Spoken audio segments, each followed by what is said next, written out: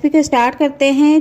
4 अदद मैंने ब्रेड के स्लाइस ले लिए हैं और उसमें तकरीबन आधे कप से थोड़ा सा ज़्यादा मैंने इसके ऊपर पानी डाल दिया है और तकरीबन 5 से 10 सेकंड के बाद ही मैंने इसको इस तरह से निचोड़ के चारों स्लाइस को निकाल लिया है और अच्छी तरह से इसका पानी निकाल देना है क्योंकि काफ़ी नरम हो चुकी है। इसके बाद हम इसको एक बाउल में रख देंगे। अब 2 अदद अंडे मैंने लिए हैं जिनको बॉईल करके रखा हुआ था और अब दोनों अंडों को एक एक करके हम इसमें ग्रेट कर लेंगे और इसके बाद इसमें थोड़े से मसाले भी हम ऐड करेंगे और नमक मिर्च का हिसाब आप अपने टेस्ट के मुताबिक रख सकती हैं।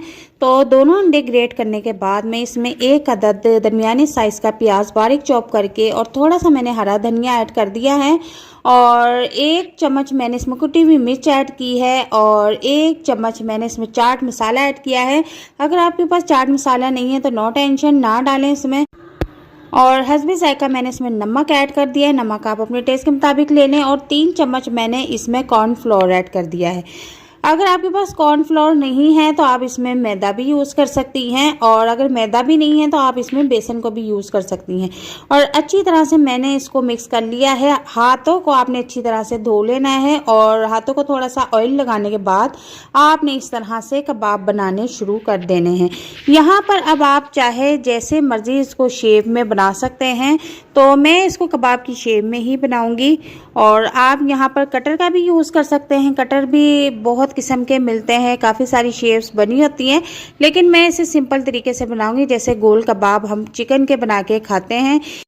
और यकीन करें इसका फ्लेवर आपको इस तरह लगेगा जैसे आप चिकन के कबाब खा रही हैं, आपको महसूस ही नहीं होगा कि आपने ब्रेड के कबाब बनाए हैं।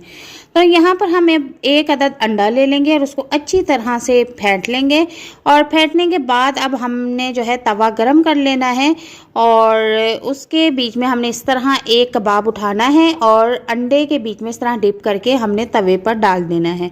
तो तवे पर जो ऑयल मैंने ऐड किया है उसको आप नॉर्मल सा गरम कर लीजिएगा, बिल्कुल ठंडे तवे पे ना डालिएगा कबाब, वरना आपके कबाब तवे के साथ ही चिपक जाएंगे और ख़राब हो जाएंगे बिल्कुल। तो चूल्हे का फ्लेम आपने बिल्कुल नॉर्मल रखना है। और ये देखिए कितना खूबसूरत गोल्डन कलर आया है और मैं अब इनको चेंज कर लूँगी इनकी साइड जो है और इसी तरह हम दूसरी साइड से भी पकाएंगे। चूल्हे का फ्लेम फिर आपको कह रही हूँ कि आपने बिल्कुल नॉर्मल रखना है और नॉर्मल फ्लेम पे ये बहुत प्यारा इनका कलर आएगा और बहुत अच्छे पककर रेडी हो जाएंगे।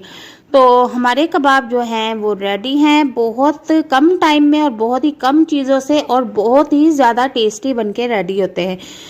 तो ये देखिए कबाब हमारे रेडी हैं। देख के आप बिल्कुल भी नहीं पहचान पाएंगे कि ये चिकन के कबाब हैं या ब्रेड के कबाब हैं और इतनी टेस्टी, इतने मज़ेदार कि आप इसके फ्लेवर में भी नहीं पता कर पाएंगे कि ये किस चीज़ से बने हैं। तो ये रेसिपी आप अपने फ्रेंड्स के साथ, अपने मेहमानों के साथ ज़रूर ट्राई कीजिए, तो उनको बिल्कुल भी नहीं पता चलेगा कि आपने किस चीज़ के कबाब बनाए हैं और वो आपकी इतनी तारीफ़ करेंगे कि आप तारीफ़ें समेट समेट के अपनी थक जाएंगे। तो वीडियो को लाइक शेयर ज़रूर कीजिएगा और चैनल को भी लाजमी सब्सक्राइब कीजिएगा। मिलते हैं नेक्स्ट वीडियो में एक नई रेसिपी के साथ, तब तक के लिए इजाज़त चाहती हूँ।